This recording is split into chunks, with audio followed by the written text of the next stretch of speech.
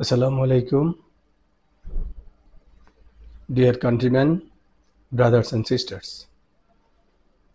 প্রিয় দেশবাসী ভাই ও বোনেরা, সবাইকে আন্তরিক প্রীতি শুভেচ্ছা অভিনন্দন। আমরা গত 53 বছরে এদেশে অনেক কিছু দেখেছি, কিন্তু আমাদের অনেকেরই ভাগ্যের পরিবর্তন হয়নি। আমরা ভাগ্য পরিবর্তনের জন্য আন্দোলন সংগ্রাম করে যাচ্ছি এবং গত 5ই অগাস্ট স্বৈরাচারী সরকারের পতন ঘটিয়ে একটি নতুন স্বপ্নের বাংলাদেশ বিনির্মাণে ছাত্র জনতা ঐক্যবদ্ধ হয়েছে এবং এই 5ই অগাস্ট স্বৈরাচারী সরকারকে হটাতে ছাত্র জনতা অনেক রক্ত দিতে হয়েছে, অনেকেই শহীদ হয়েছেন, অনেকে পঙ্গু হয়েছেন।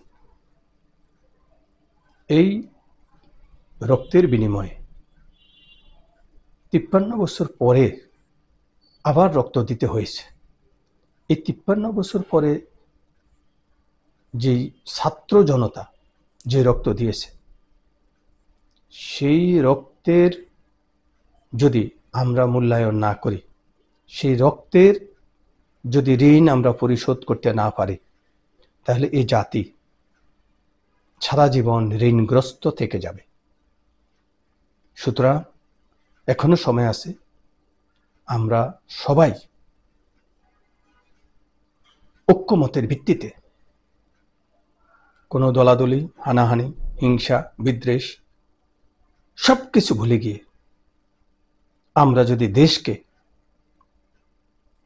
ফার্স্ট প্রায়োরিটি বেস, অর্থাৎ ফার্স্ট প্রায়োরিটি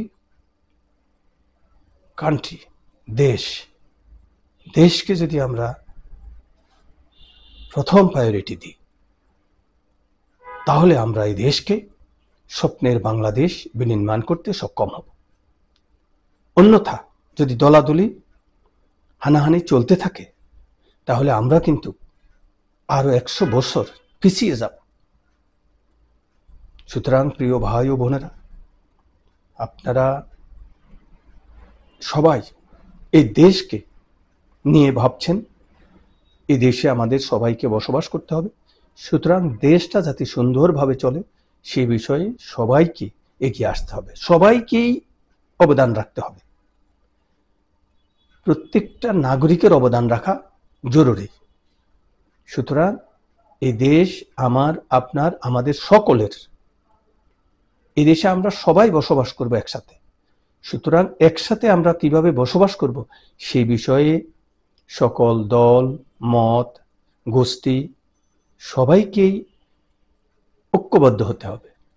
তাহলেই আমরা স্বপ্নের বাংলাদেশ বিনির্মাণ করতে সক্ষম হব। আর যদি এই 53 বছরের মতো আমাদের ভিতরে হিংসা বিদ্বেষ থেকে যায়, তাহলে কিন্তু আমরা 100 বছর পিছিয়ে যাব। সুতরাং আমরা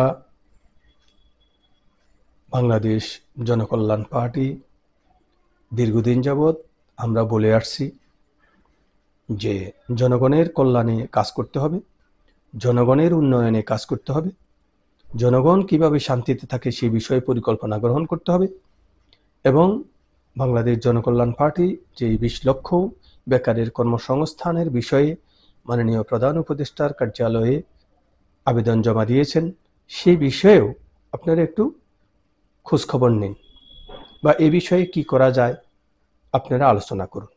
প্রথমে আমাদের বেকার সমস্যার সমাধান করা জরুরি।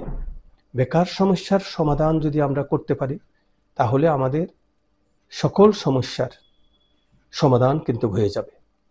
সকল সমস্যার মূলে বেকার সমস্যা। আমরা গত 2 থেকে 3 মাস যেসব আন্দোলন সংগ্রাম দেখে আসছি, এর মূল কারণ হলো বেকার সমস্যা। বেকার সমস্যার সমাধান হলেই বিভিন্ন উচ্ছৃঙ্খলা বিশৃঙ্খলা থেকে এই জাতি রক্ষা পাবে। সুতরাং মাননীয় উপদেষ্টা মহোদয়ের নিকট বিনীত অনুরোধ যে আপনারা প্রথমে বেকারদের নিয়ে একটু ভাবুন, বেকারত্ব নিরসনের জন্য আপনারা একটি প্রকল্প গ্রহণ করুন। বেকারত্ব দূর করতে পারলেই আমরা স্বপ্নের বাংলাদেশ বিনির্মাণ করা আমাদের জন্য সহজ হবে। সুতরাং আসুন সবাই ঐক্যবদ্ধ হই এবং দেশকে এগিয়ে নেওয়ার জন্য সকলে মিলে আমরা কাজ করি। সবাই ভালো থাকুন, সুস্থ থাকুন, নিরাপদ থাকুন। আসসালামু আলাইকুম রহমতুল্লাহ।